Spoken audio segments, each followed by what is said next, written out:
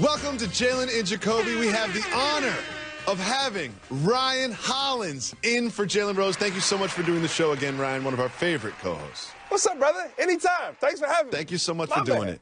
My man. So, when we saw the argument between KD and Draymond Green, we thought it was just a workplace skirmish. Just a little thing that happens in every environment at work. No big deal. Water under the bridge. They're going to figure it out. These things happen all the time. You were in NBA locker rooms for a long time. You've seen this kind of thing. I wanted the ball. You didn't give me the ball. Well, guess what? It was a big deal. The Golden State Warriors had suspended Draymond Green for last night's game without pay, costing him $120,000. We've heard all the reports about the words that Draymond Green used, that KD's free agency came up. Ryan Hollins, you spent a lot of time in NBA locker rooms. What do you have to do? What line has to be crossed in order for the team to suspend you for one game without pay? Well, for one, the team should have stepped in. But I understand it because this is the biggest push to Kevin Durant. They are making a statement and saying, KD, we know you have the Lakers as suitors. We know you have the Knicks as suitors. We know Washington is calling. We know everybody wants you, KD. But, KD, we want you to stay. And this is the biggest statement that we will trade Draymond Green if we have to. We will suspend him the rest of the season if you can commit to staying. Now, my man, the one problem is you change your chances, your opportunities to win a championship. You ruin the opportunities of a potential three-peat. Because guess what? Jacoby, as we both know, in heated situations, are we really surprised that Draymond Green and Kevin Durant got into it? First of all, there's so much to unpack here. So let's just start with what you started with. So you're saying that the Warriors organization is essentially siding with KD in this and saying that Draymond Green was in the wrong. Draymond Green deserves to be suspended. We're suspending Draymond Green as a message to Kevin Durant. We have your back. We're your family. You're not going to find this sort of support at another organization. That's what you're saying. This is that big poster of Kevin Durant on the side of a billboard. This is that please stay KD. This early in the season, I've never in my 10 years of NBA experience heard of anything like this over a player dispute. Are you kidding me? 20-second timeout. So here's the thing. I hadn't heard anything like this over player disputes, and I'm sure that the dispute got much worse than what we saw on the court. My theory is this, that there were some lines crossed in the locker room. There was some behavior displayed that the organization, that Draymond forced the organization's hand, saying if we don't discipline him for this, then we're saying it's okay to do that, that he said something, that he tried to do something physical, that something happened in that locker room where they had to do something, and that something was suspended one game. You got to think how wild that locker room was last year. And obviously, we don't know the exact details of it. But I know from being in NBA locker rooms, fights happen, screaming matches happen, coach yelling at player, player yelling at coach. These things are common in NBA locker rooms. But when they spill out, when there's a player like Kevin Durant at hand, and you feel like this could be the straw that breaks the camel's back, or maybe this could be the straw that reels the camel back in, because everything that we know and see and feel says that Kevin Durant will be leaving after the Warriors championship. Now, you got to get to the championship, and maybe this is a plea in which they can keep Kevin Durant as a Warrior. Kevin, we will do whatever you want. And I get it, Draymond. Draymond is fed up. Why, Jacoby? Because if you think about the Warriors, they are selfless. They sacrifice money. They sacrifice shots. There is a Warriors way in which they work. And Kevin Durant, I was working the Clippers game that day. Kevin Durant broke the Warriors' way. Kevin Durant, without Steph Curry on the floor, Kevin Durant just went back to being Kevin Durant. The best thing he knows, give me the basketball, get out my way, and he goes and scores. And this was the Kevin Durant show the entire time. I like this. You're saying that it's not just about the last play, that all of us in sports media, all of us who follow the NBA, we're all focused on that last play. But you were at the game. You're saying that it wasn't just the last play. It was the entirety of the game. Without Steph there, it was KD reverting back to ISO KD, Thunder KD, and Draymond Green finally coming to a culmination in the last play. So it was really just bubbled up throughout the game. Is that what you're saying? Absolutely. The ball movement was stagnant. It was not the same. They ran and pushed, but in transition, but there was nothing special. Okay, and I get it. They beat the Spurs last year without Steph. But when KD was there, without Steph, he just saw this opportunity to beat KD. And he did what he knew was best. Now, arguably so. He ends the game with about 33 points and a triple-double. We can't argue with that. But if it wasn't for Klay Thompson going on an epic run in the closing minutes of the fourth quarter to actually tie the game back up, it was one of the craziest things I've ever seen. It would have been a disgusting loss. They would have lost to the Clippers by at least 10 or more points if Klay Thompson didn't become Klay Thompson out of nowhere. But everybody really just struggled that game around Kevin Durant, and it was getting really, really ugly. And Draymond Green pushing the ball on the break, that's common for the Warriors to do. Thank you. That's one thing that I've been trying to say. Well, two things. Number one, I think people just saw the last play. They didn't see that the Warriors went on an 11-0 run to tie that game. And anyone who sees a lot of NBA basketball knows the team that goes on an 11-0 run to tie the game is usually the team that wins the game in overtime. But this sort of dissension that in between that break and this argument, it really sucked it out of the Warriors. The Warriors went up a little bit in overtime, but eventually the Clippers came back and win when KD fouled out. But that's a while ago. What's now is this. There was a lot of discussion that the free agency was part of this argument, that KD's impending free agency, the potential that he would leave was part of this argument, that subject was broached during this heated exchange. How do you think that plays into the Warriors locker room now with this idea that KD might not stay? Okay, this was huge. And I'm always going to play this back because LeBron and KD have so many similarities. In a sense, KD kind of follows LeBron James' path.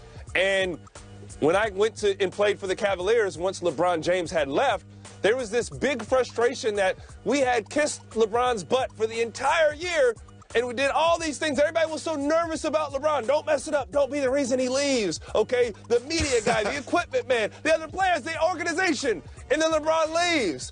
And Draymond just said, I'm going to save my season, my team, my organization from this, and I'm going to bring up this big pink elephant in the room. I'm going to bring this big elephant in the room up. And you are going to know, hey, you know what? If you're in, you're in. If you're out, you're out. But these comments that you're making, this media stuff that you're making, this ain't us, man. This ain't us. And the organization said, speak for yourself, dog. I mean, well, two things. One thing you touched on earlier, I just want to say, Draymond Green had every right to take that ball and dribble it into the front court. He had every right to do that. He's one of their best playmakers. He's very safe with the ball. They just happened to get knocked out of his hands, whatever. But here's the thing. Let's listen to what KD said when he was asked about his relationship with Draymond. Oh. Kevin, how would you sort of describe your friendship with Draymond? It seems like you guys have been friends for even before you became a Warrior. Is that fair to say? I don't really think that even matters at this point right now. I mean, we just had a game. Anybody want to talk about the game? Doesn't matter right now. Also said that he and Draymond haven't spoken. Ryan, we've all been around workplace conflict. And here's what's going to happen. They're going to win some games. Draymond's going to come back. Draymond's going to throw him some assists. They're going to end up giving each other 5, and all this is going to go away. Do you think that's how this is going to play out? Absolutely. And that's why I'm really confused. The organization didn't need to step into this. How do I phrase this? When you grow up playing basketball in the inner city, on the streets, on the blacktop, on the playground, and you grow up in inner city high schools and school systems, this is an urban mentality. Me and my boy Scrap, we get into it, and afterwards we go hoop and we're good at the end of the day. This is NBA. This is what I'm used to. This is KD's dynamic. This is Draymond's dynamic. This is a culture in which we just operate as hoopers, inner city hoopers, okay? And you go hoop. You get over it. I mean, look, man, he just brought up the truth. That's all Dre did, is bring up the truth. He's a real dude, and he's not being anything other than just consistent. Now, I will say this, and I'll throw this out too. Another element in there, Draymond Green is hurt, bro. He's hurt. That toe is hobbled. He was running real high. He was running real high, dribbling real straight leg the whole time. So KD's also like, come on, dog. Like, you know that toe is hurting. You know you were kind of garbage today, okay? You play defense, you lock down, cool. But why you pushing that thing on a break? Why you pushing that thing on a break? Let's listen to Steve Kerr's mature approach to all of this. Mature. I think we'll be fine. I mean, we're a team that goes through stuff just like everybody else, and things happen, bumps in the road. think we'll be fine. We go through stuff just like everybody else. But do you remember after the championship last year, they started talking about how you guys don't even know what's going on behind the scenes. This was actually a tougher year than we thought it was. There was those rumblings, and now we see this. And here's another thing to ponder. Boogie Cousins is about to enter this. Like, we're like 2 months away from Boogie Cousins being on the floor. Can I do the media thing? Can I read way too much into this? Can I say that this is the start of the Warriors' demise? That the tension's going to just grow and grow, and then Boogie's going to be upset, and then Steph's going to be hobbled again, and then Katie and Draymond are going to get in another fight, and this is all going to kind of fall apart right in front of us. Is that going to happen? It's a real possibility. But the really? one thing, listen, really though? Look. The one thing in their favor though, Houston is nasty right now. They got things to figure out, okay? The Lakers are nasty. I don't want to say they're just nasty, but they're figuring things. Nobody looks really sexy right now. Nobody looks amazing. The Spurs are consistent. They're doing what they do. Jalen's Nuggets aren't doing too hot, as I brought out, okay? They're just okay. They're talented. They're good. They're deep. They're not what he's saying, but nobody else is making this championship look like last year. Yeah. Houston last year we saw the Rockets looked like they were like, oh, we've got a worthy opponent for the Warriors, and they proved to be such. But this year they haven't figured it out yet. We're gonna figure something out with this segment called "What's Your Number."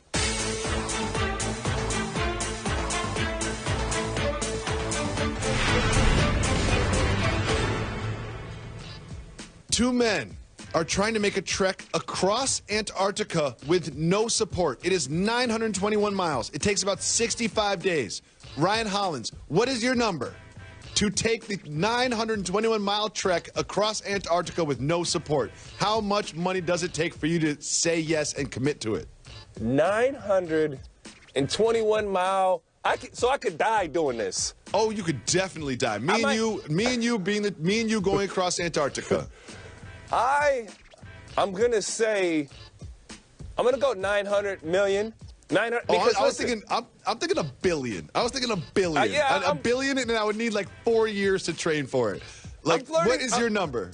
921 million. Because I gotta a million a mile. Listen, I like what you did. $1 million a mile.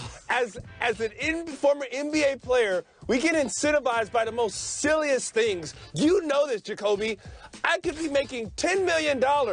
But if me and you have a $5 bet, I will break my neck and risk my career for sure. beating you in the bet. For sure. So if I feel like I'm getting $1 million a mile, I'm going to be motivated. This is generational wealth. $1 million a mile. I just want you to know that on that trek, if you died, I would totally eat you. Moving on. Coming up next on Jalen and Jacoby, I've got one of the hottest takes I've ever said into a microphone that everyone's going to disagree with, and I can't wait to let the world have it after this.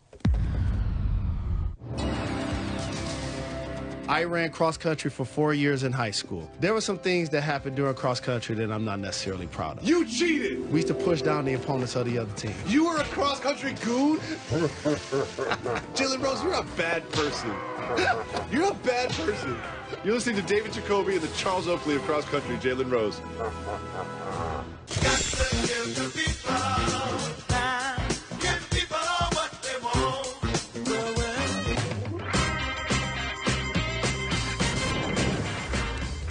Year One is available now on ESPN Plus, a great documentary behind-the-scenes look at rookies in the NBA. And don't forget, Wednesday night tonight, you got the Pelicans taking on the Timberwolves without Jimmy Butler. That starts at 8 o'clock.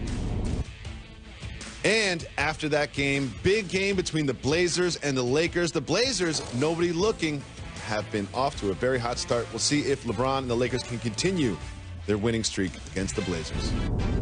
And, of course, every morning, Get Up with the Get Up crew. They will be joined by none other than Adonis Creed himself, Michael B. Jordan.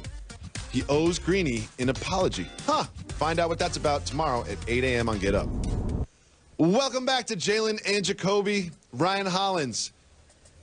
The biggest news in the NBA, of course, is the turmoil in Golden State. But that overshadows some other big news in the NBA. Jimmy Butler was officially announced as a 76er.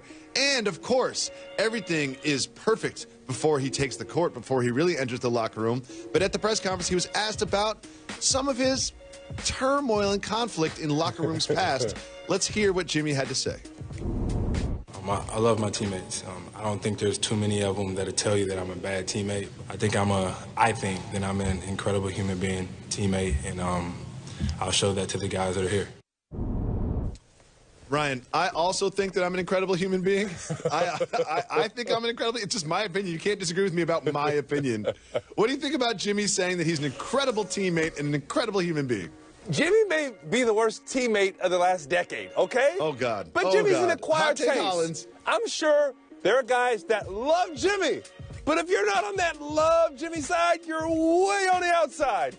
So to certain guys, Jimmy, that's their dude. That's their guy. But I do understand Jimmy, I don't know about that great team. I don't know about great. Maybe good, maybe acquired, maybe certain guys will say that, you know, depends on who you ask. He does have a history of not exactly being very supporting of his young teammates, that he doesn't feel put forth the effort. And I think there are some players on the roster of the 76ers that he could possibly, I don't know, target because of that. Markelle Fultz comes to mind. Joel Embiid performs on the court, but it's kind of silly in his attitude off of it. Ben Simmons is brand new. Here's my theory, though, Mr. Hollins. Let me hear. My theory is this. Jimmy Butler's going to be on his best behavior for this season. Jimmy Butler's going to be so supportive. He's going to spend extra time with Markelle Fultz and try to change his jump shot. He's going to take all these players under his wing. He's going to be a captain. He's going to be a leader. And then, once he gets his max deal, he's going to tell everybody what he really thinks. That's how it's going to go. You won't hear anything about Jimmy Butler in the locker room this year. It'll be next year. It'll be about a year from right now, after a slow start, is when you're going to start hearing about Jimmy Butler, the bad teammate. This year, though, he's going to be perfect, and everyone's going to love him, and he's going to get the max deal. I referenced this earlier with KD and Draymond. He's I guess we're urban basketball players, okay? And with a guy like Jimmy Butler, Joel Embiid, Ben Simmons, those are guys, if there's a real altercation, they'll fight Jimmy. It'll go there. That's just kind of basketball talk behind the scenes. You know, you don't see that, but we see it. And I think because that respect will be there, they're going to back off. There will be no problems. Jimmy will have that respect. Hey, kid, I know you'll tussle with me. I know if we need to go there, we'll go there. And I'm not going to mess with you. I got respect for you, kid. We've seen a little mean streak from Simmons. We know Embiid has Jimmy Butler earned all of my respect from this soundbite. Still love country music. I still do drive a minivan. So if y'all see that rolling down the street, I'm for sure in it. I'm the capo of the minivan mafia. I love minivans so much. It broke my heart when I had to trade in my old minivan. But here we have, look at the capo right there. Just sitting back in his wicker chair like the Don. He's got his old school minivan behind him, not even the brand new one. That's the original minivan. And I'm going to say that he is officially part of the minivan mafia, car-carrying member. I love it so much. But we got to move on, Ryan Hollins. We got to move on. The Rockets have quietly started to get things together. Follow me on this. Last night, they went into Denver and played a Nuggets team that had a pretty hot start to the season, and they played well. Not only did they win, but they played great defense. They have sneakily held 5 of their last 6 opponents to under 100 points. And if you remember at the beginning of the year, they were one of the worst defensive teams in the league. Ryan Hollins, have the Rockets started to figure it out? Well, yeah, under pressure. And I mean, honestly, you know, with all due respect, Melo's out the lineup, your defense is better. You can't have 3 bad defenders on the floor. You can't have Chris Paul, Harden, and Melo on the floor at the same time. Did you just call Chris Paul a bad defender? Did you just call Chris Paul a bad defender? Chris Paul is a team defender. He's a help defender, but he is not a good defender. No, I'm not rolling. He's a help defender. He's a team defender, but I'm not putting him on my primary guy. Yeah, I played with him, dog. I played with him. That's what I'm telling you. Okay? I like it. You got the rest of those guys there. They're rolling. They're under pressure. Addition by subtraction, with all due respect to Melo, those are my dudes, but they're just much better defensive with them young boys on the floor, and there's a lot of pressure going on. And as I said earlier to Mr. Jalen Rose, and I keep shouting, the Nuggets are very regular. They're a good team. They're a solid team. Yeah. We like them. They're just regular. The Nuggets, after they were a hot team in the beginning. Oh, this is the Nuggets year. They weren't in the playoffs last year. They might be a 3 seed this year. Quietly, they've lost 4 straight and kind of fallen apart. The Bucks are a team that also started hot, and they were in LA recently, and they played the Clippers on Saturday, and they enjoyed some of the local delicacies of Los Angeles. And Giannis, after doing so, tweeted this. which I loved. I forgot how good Roscoe's Chicken and Waffles is. Help me get the franchise to open a restaurant in Milwaukee. Mr. Hollins, how successful do you think the Roscoe's franchise would be if they open in Milwaukee, Wisconsin? Well, for one, Roscoe's is going to be successful anywhere that they open up. But it's just hilarious to me. Giannis is a guy who once fell in love with the practice facility in Milwaukee, goes to the front office and guys and says, I want to buy the practice facility. I love this story. Giannis, get used to your NBA. You can build a practice facility in your house, in your backyard. With all that space, you can build one, okay? So Giannis is still acclimating to American life and it sounds like he's NBA money. acclimating to being rich. He's like, I like this. Can I buy it? Your cousin is very nice. Can I buy him? It's just like, no, Giannis, it's not how it works. Princess Amunda. However, you said something that I disagree with. It's time for negative Jacoby. Oh.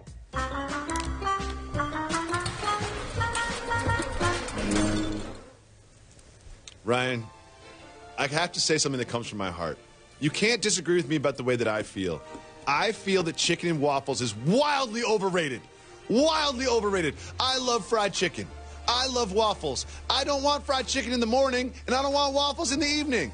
I want chicken and waffles to be forever separated. I don't want syrup on my chicken. I don't want hot sauce on my waffles. Chicken and waffles, wildly overrated. Don't at me. It's a fact that I feel that way. You cannot disagree with this fact. You're something else. I'm appalled. I will never look at you the same, Jacoby. I would never look at you the same. I'm glad. I'm just giving you my truth. I'm living my truth, and my truth is that chicken and waffles are wildly, wildly overrated. So I'll put some hot sauce on your waffle and see how you feel about it. So at Roscoe's, you're just saying only chicken. Don't give me the waffles. I'm not going to Roscoe's.